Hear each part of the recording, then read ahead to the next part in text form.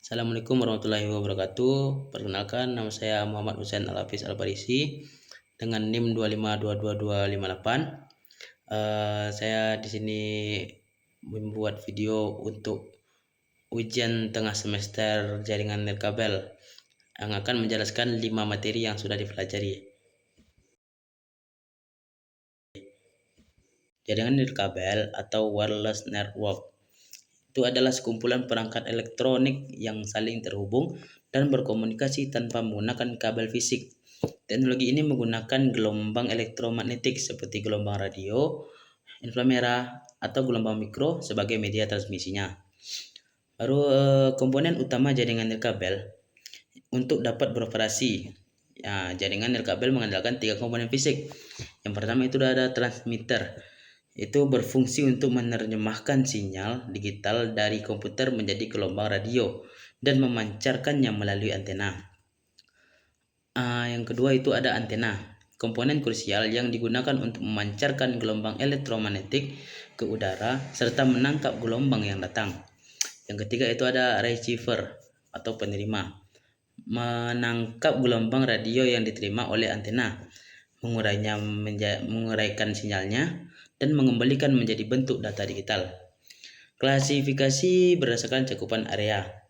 Jaringan nirkabel dibedakan menjadi jarak jangkauan sinyalnya. Yang pertama ada itu WPAN, itu Wireless Personal Area Network. Jaringan dengan jangkauan sangat pendek, biasanya di bawah 10 meter. Dirancang untuk interkoneksi perangkat pribadi yang berdekatan dengan pengguna. Contohnya itu kayak ponsel ke smartwatch, menggunakan headset Bluetooth, atau kendali perangkat smart home melalui Zigbee. Yang kedua itu ada WLAN, Wireless Local Area Network. Jaringan yang menghubungkan perangkat dalam area relatif dekat, sekitar 100 meter seperti rumah atau kantor, memberikan akses internet berkecepatan tinggi tanpa kabel yang rumit.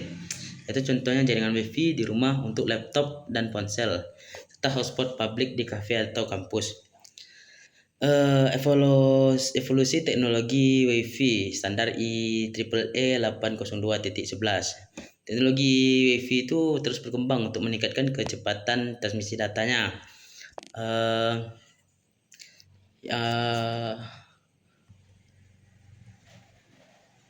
Yang pertama itu ada WiFi 4. Kodenya itu 802.11n.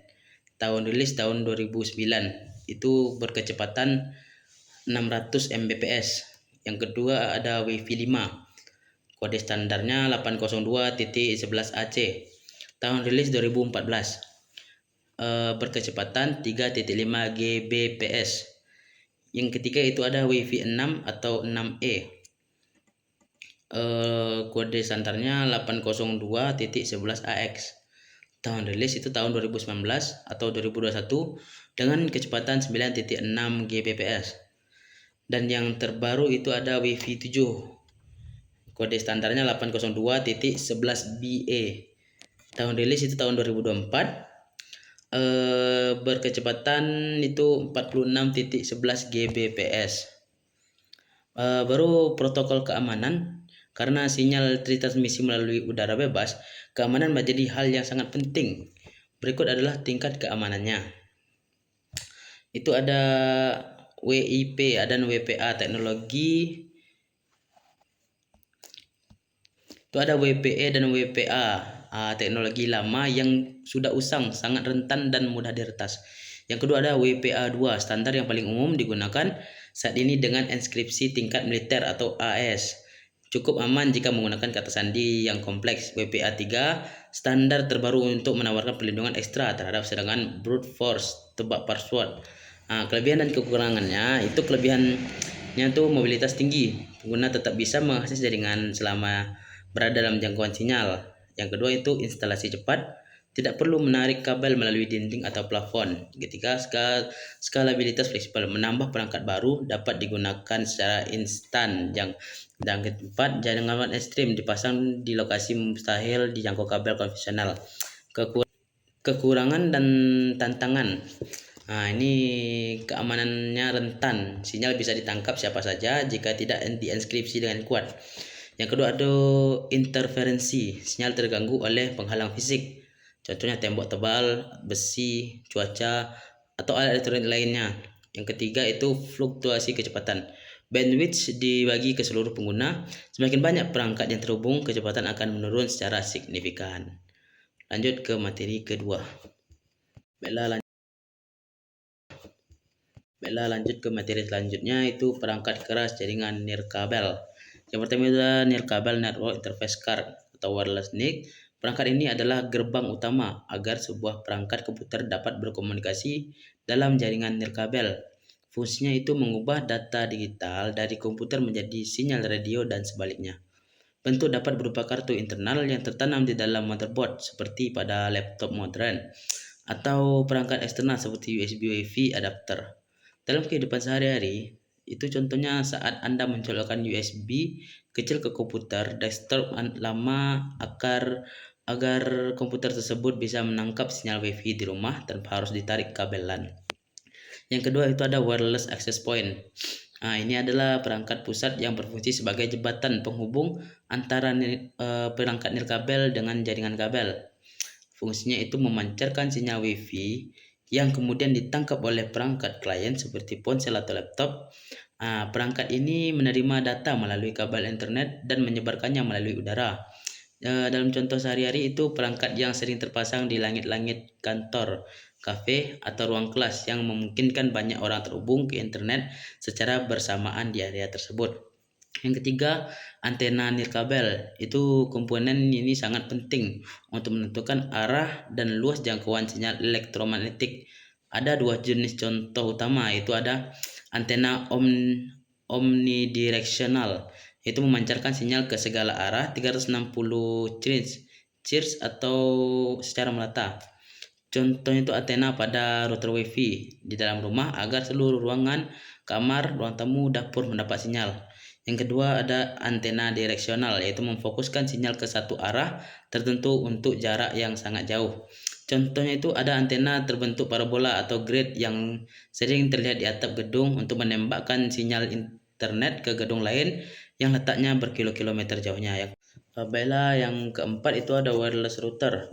Perangkat ini memiliki peran yang lebih cerdas dibanding access point karena berfungsi mengelola lalu lintas data.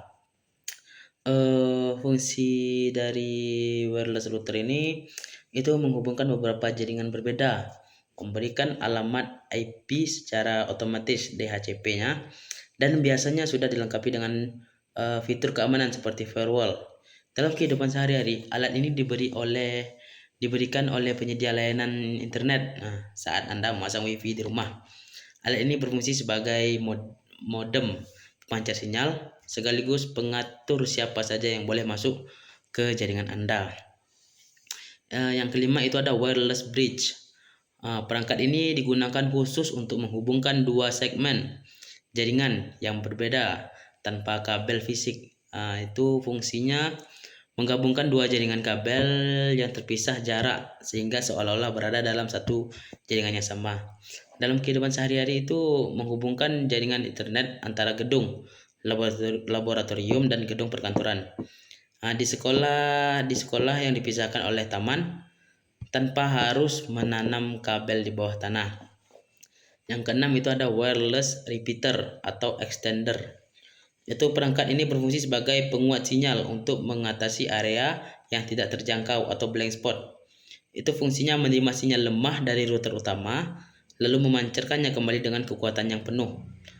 Itu contohnya itu jika WiFi di rumah Anda berada di lantai 1 dan sinyal di lantai 2 sangat lemah, itu bisa memasang repeater di tangga lantai 2 agar sinyal di kamar menjadi kuat kembali. Setelah lanjut ke materi selanjutnya, itu ada WIPAN. Ada yang tahu itu apa WIPAN? WIPAN adalah jaringan nirkabel dengan jangkauan area yang sangat kecil dan bersifat personal. Jaringan ini dirancang untuk menghubungkan perangkat-perangkat elektronik yang berada di sekitar ruangan kerja atau jangkauan fisik seseorang. Karakteristik utama WIPAN itu jangkauannya terbatas, umumnya hanya mencakup sekitar 10 meter saja. Yang kedua itu konsumsi daya rendah. Dirancang agar hemat energi sehingga cocok untuk perangkat bertenaga baterai. Yang ketiga itu kecepatan data variatif. Mulai dari kecepatan rendah untuk sensor hingga kecepatan tinggi untuk transfer file multimedia. Yang keempat itu sifatnya itu personal. Digunakan untuk menghubungkan perangkat milik satu pengguna secara IDHOC. Itu teknologi populer dalam WIPAN.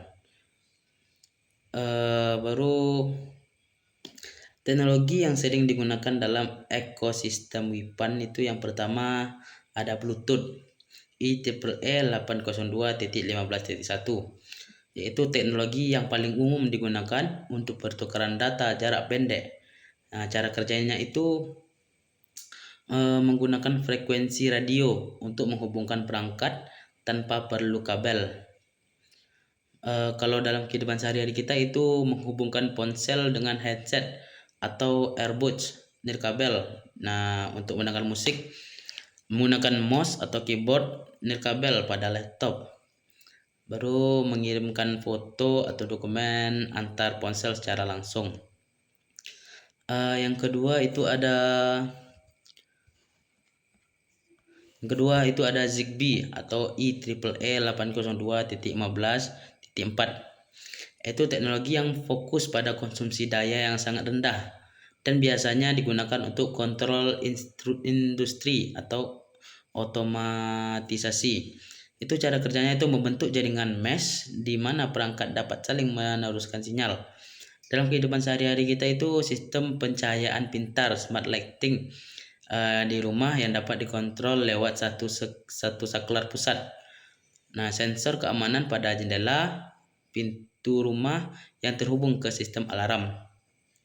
Termostat pintar untuk mengatur suhu ruangan secara otomatis. Baru yang ketiga itu ada infrared atau inframerah. Inframerah itu teknologi komunikasi menggunakan gelombang cahaya yang tidak tampak namun memerlukan garis pandang lurus, itu line of sight. Nah, cara kerjanya itu sinyal dikirim melalui denyut cahaya inframerah dari pemancar ke penerima. Contoh sehari-hari itu pengguna remote control untuk memindahkan saluran televisi atau mengatur suhu AC. Nah, transfer data antar ponsel jadul sebelum era Bluetooth populer itu dengan cara menempelkan sensor inframerah kedua perangkat. Kelebihan dan tantangannya itu pertama masuk kelebihan dulu. Itu praktis, menghilangkan kerumitan kabel di sekitar meja kerja atau tubuh pengguna. Yang kedua itu hemat energi. Perangkat seperti jam tangan dapat bertahan lama karena protokol WIPAN tidak menguras baterai secara drastis. Yang ketiga itu biaya murah. Implementasi perangkat kerasnya relatif terjangkau untuk konsumen luas. Nah, tantangannya itu interferensi. Karena banyak menggunakan frekuensi yang sama, yaitu 2.4 GHz. Sinyal WIPAN bisa saling bertabrakan dengan WiFi atau gelombang microwave. Karena bersifat nirkabel, sinyal dapat disadap jika tidak menggunakan enkripsi yang tepat saat proses pairing. Lalu lanjut ke materi selanjutnya.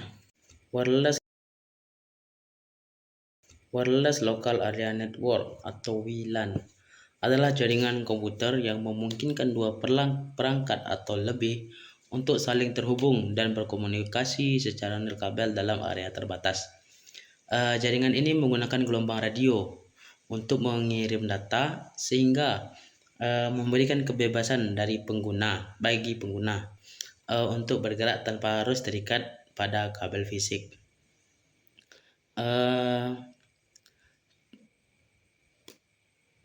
Contoh penerapannya itu komponen utama WLAN. Untuk membentuk sebuah jaringan WLAN yang fungsional diperlukan beberapa perangkat keras utama. Yang pertama itu ada access point. bertindak sebagai pusat transmisi yang menghubungkan perangkat nirkabel ke jaringan kabel atau internet. Yang kedua itu ada Wireless Network Interface Card atau WNIC. Komponen di dalam perangkat pengguna itu seperti laptop atau ponsel yang memungkinkannya menangkap sinyal dari akses point. Yang ketiga itu ada antena, digunakan untuk memperluas dan mengarahkan jangkauan sinyal elektromagnetik agar lebih stabil. Cara kerja WLAN itu secara sederhananya itu WLAN bekerja dengan mengubah data digital dari perangkat menjadi sinyal radio melalui pemancar atau transmitter. Baru sinyal ini kemudian dipancarkan melalui udara dan ditangkap oleh antena atau penerima, yaitu receiver, pada perangkat tujuan yang kemudian mengubahnya kembali menjadi data digital yang dapat dimengerti oleh komputer. Keuntungan menggunakan WLAN ini itu yang pertama, mobilitas tinggi. Pengguna dapat berpindah-pindah tempat namun tetap terkoneksi selama masih dalam jangkauan sinyal. Baru kemudahan instalasinya, membangun jaringan yang jauh lebih cepat karena tidak perlu menarik banyak kabel melalui dinding atau langit-langit. Yang ketiga itu ada skalabilitas. Sangat mudah untuk menambah pengguna baru. Itu cukup berikan kata sandi WiFi tanpa perlu menambah port fisik. 4 itu biayanya efisien, mengurangi kebutuhan kabel fisik dan biaya perawatan. Infrastruktur kabel yang rumit biaya perawatan infrastruktur kabel yang rumit dalam jangkauan panjang.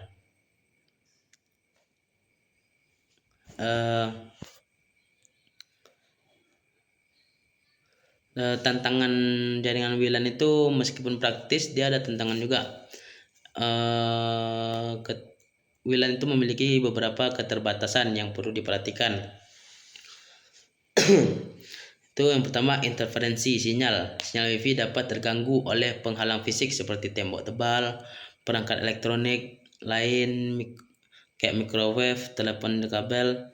Yang kedua itu ada keamanan. Karena data dikirim melalui udara, sinyal tersebut bisa dicegat oleh orang luar jika tidak dilindungi dengan enkripsi kuat seperti WPA2 atau WPA3. Sudah jelaskan di materi awal. Yang keempat itu ada bandwidth berbagi. Kecepatan internet akan menurun jika terlalu banyak pengguna yang terhubung pada satu akses point yang sama secara bersamaan. Contoh penerapannya itu kayak di lingkungan rumah. Pengguna router WiFi untuk menghubungkan TV pintar, ponsel, laptop, dan perangkat smart home lainnya ke satu sumber internet secara bersamaan. Kalau di kantor itu memungkinkan karyawan untuk bekerja dari meja manapun atau di ruang rapat tanpa perlu mencari colokan kabelan. Kalau di fasilitas publik itu penyediaan hotspot gratis di kafe, bandara, dan perpustakaan agar pengunjung dapat tetap produktif saat berpergian. Baru itu ada institusi, kalau ada di pendidikan kayak di kampus di mana itu penggunaan WLAN di sekolah itu untuk memudahkan akses materi pembelajaran digital di seluruh area gedung. Lalu lanjut ke materi terakhir. Di materi terakhir ini saya akan membahas tentang keamanan jaringan WLAN. Jadi yang kita bahas itu mengapa jaringan nirkabel rentan, jenis ancaman yang ada, serta cara mengamankannya. Baiklah, yang pertama itu mengapa jaringan nirkabel itu rentan? Ada yang tahu? Berbeda dengan jaringan kabel yang terlindungi secara fisik, jaringan nirkabel memiliki sifat media terbuka. Itu sinyal radio merambat melalui udara dan tidak dibatasi oleh dinding fisik.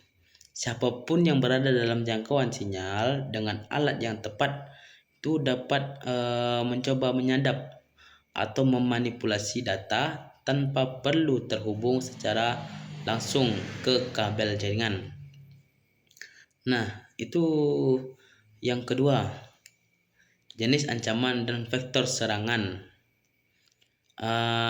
Dan ada juga beberapa metode yang sering digunakan penyerangan. Itu yang pertama itu rogue access point. Itu titik akses tidak sah yang dipasang di dalam jaringan perusahaan tanpa izin admin IT. Ini menciptakan pintu belakang yang lemah keamanannya. Yang kedua itu ada evil twin. Penyerangan membuat sinyal WiFi palsu dengan nama SSID yang persis sama dengan WiFi asli. Misalnya itu WiFi bandara untuk menjebak pengguna agar memasukkan informasi sensitif. Itu contohnya kayak berada di kafe terkenal gitu kan. Penyerang contoh namanya itu kopi asik misalnya. Nah, penyerang membuat WiFi kopi asik juga. Nah, saat Anda terhubung ke yang palsu, penyerang itu bisa melihat semua aktivitas internet Anda. Deauthentication. Yang keempat itu ada deauthentication attack. Yang keempat, yang ketiga lupa.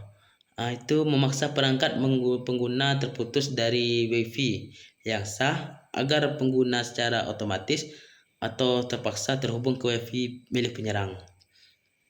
Nah, itu ada ketiga itu ada protokol keamanan. Nah, yang akan kita bahas itu ada protokol keamanan. Keamanan WLAN itu sangat bergantung pada protokol enkripsi yang digunakan. Contohnya itu WEP dan WPA. Yang pertama itu WEP dan WPA, teknologi lama yang sangat mudah dibobol dengan aplikasi sederhana, sangat tidak dianjurkan. Yang kedua itu ada WPA2, yaitu standar yang bisa digunakan itu menggunakan enkripsi AES-CCMP.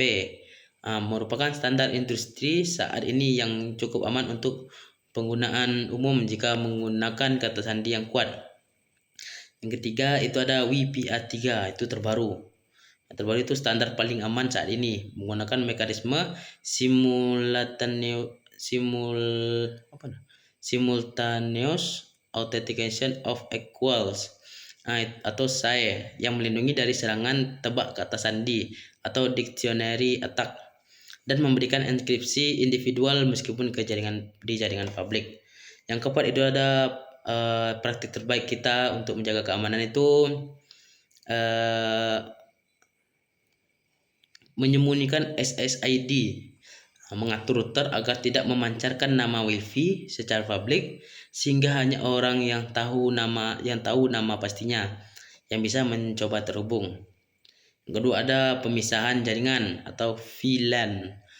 Itu memisahkan jalur internet untuk tamu, perangkat IoT atau seperti lampu pintar atau CCTV, dan data internal perusahaan agar jika satu perangkat diretas, perangkat lain tetap aman. Yang ketiga itu ada authentication 802.1x. Itu di lingkungan kantor seperti menggunakan login, menggunakan akun pribadi, username dan password, bukan satu kata sandi yang dipakai bersama. Nah, mungkin dari 5 materi itu cukup sampai sini saja. Saya Muhammad Hussein Al-Hafiz Al-Farisi dengan NIM 2522258. Terima kasih atas waktunya. Unsur makola wala tanzur makola, lihatlah apa yang dikatakan, jangan lihat siapa yang mengatakan. Bila taufiq wal hidayah. Wassalamualaikum warahmatullahi wabarakatuh.